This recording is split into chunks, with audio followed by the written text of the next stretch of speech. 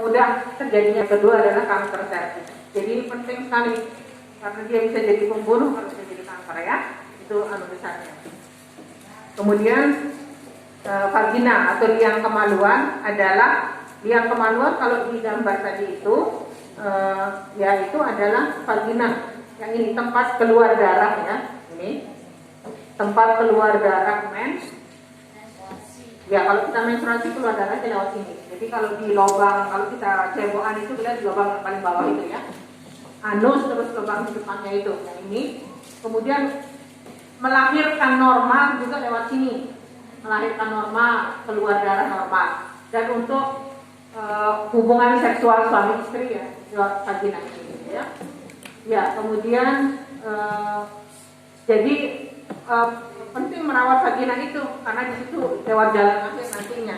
Jadi kalau vaginanya tidak dirawat dengan baik maka dia nanti kalau melahirkan akan ada masalah gitu ya. Kemudian klitoris ya penuh dengan sel saraf sensorik. Ini biasanya ada hubungan dengan suami istri ya, hubungan suami istri. Kemudian yang kita lihat di depan yang kelihatan kalau kita cebokan dan lain-lain itu adalah melindungi bagian di dalamnya ya. Jadi labia yang besar maupun yang kecil itu melindungi bagian-bagian di dalamnya ya. Nah sekarang kita lihat hormon. Ada dua hormon yang sangat berpengaruh di tubuh kita, yaitu hormon estrogen dan progesteron. Hormon estrogen itu membuat seorang anak perempuan mempunyai sifat kewanitaan sejak remaja. Jadi kenapa suaranya jadi lebih lembut, kenapa kulitnya jadi lebih halus, kenapa bentuk tubuhnya seperti gitar gitu ya, bentuknya seksi itu karena estrogen. Kenapa kalau mau menstruasi daerah kewanitaan kita jadi lebih basah itu karena estrogen juga ya. Kenapa kita tidak mudah sakit? Karena estrogen juga. Jadi estrogen ini protektif, estrogen ini ya. Ya. Perubahan-perubahan karena estrogen itu misalnya merangsang pertumbuhan saluran telur. Jadi telurnya matang setiap bulan karena estrogen. Kemudian dinding rahim menebal. Jadi persiapan untuk penanaman mutiga itu karena estrogen. Kemudian ada penimbunan lemak sehingga pinggulnya besar perempuan karena ada lemaknya. Itu karena pengaruh estrogen. Kenapa pinggul laki-laki tidak tebal seperti kita, tidak besar? Karena tidak ada estrogen, karena pengaruh estrogennya minimal pada mereka. Ya. Kalau dia disuntik-suntik estrogen dan lain begitu tambah besar. Ya.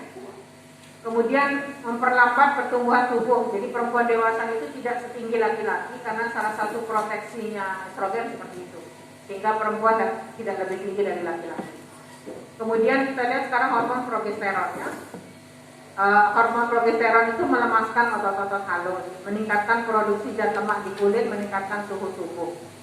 Ya, kita lihat perubahannya, efeknya, kulit dan rambut mulai berminyak, sehingga mulai timbul jerawat. Itu karena pengaruh estrogen, progesteron. Nah, progesteron itu juga ada pada laki-laki, sehingga jerawat juga ada pada anak laki-laki ya.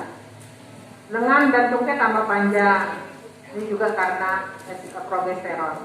Pantat membesar, vagina mulai mengeluarkan cairan, itu juga karena progesteron ya. Ya. Kemudian kita lihat sekarang yang paling kita bahas tersendiri tentang menstruasi. Di sini di ruangan ini anak-anak ada yang belum menstruasi?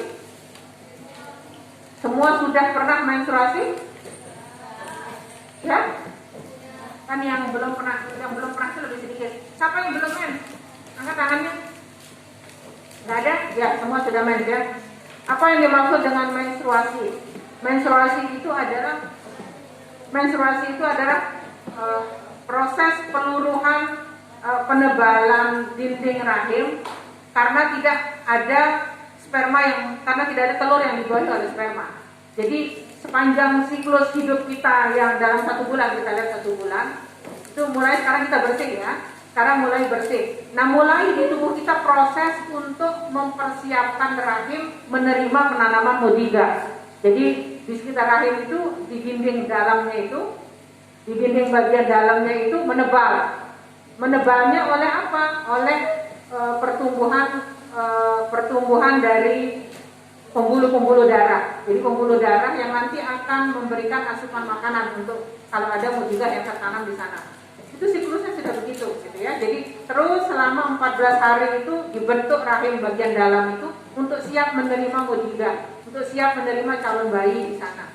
Nah, kalau ternyata persiapan itu ternyata tidak ada mujizat yang ditanam di situ, seperti misalnya pada anak-anak sekalian ini karena belum menikah, maka tidak ada sperma yang masuk, maka yang sudah disiapkan tadi itu akan dengan sendirinya akan meluruh dia. Meluruh itu akan lepas dari ikatannya.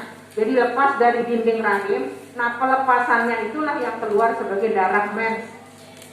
Karena yang banyak itu kan pembuluh darah tadi, pembuluh darah untuk asupan makanannya calon janin, kemudian dia lepas, dia keluar sebagai darah mens.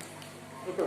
Jadi menstruasi adalah tanda bahwa siklus itu berulang, gitu ya. Berarti tidak ada sel telur yang dibuahi oleh sperma. Ya, itu tanda bahwa tidak ada kehamilan menstruasi. Nah,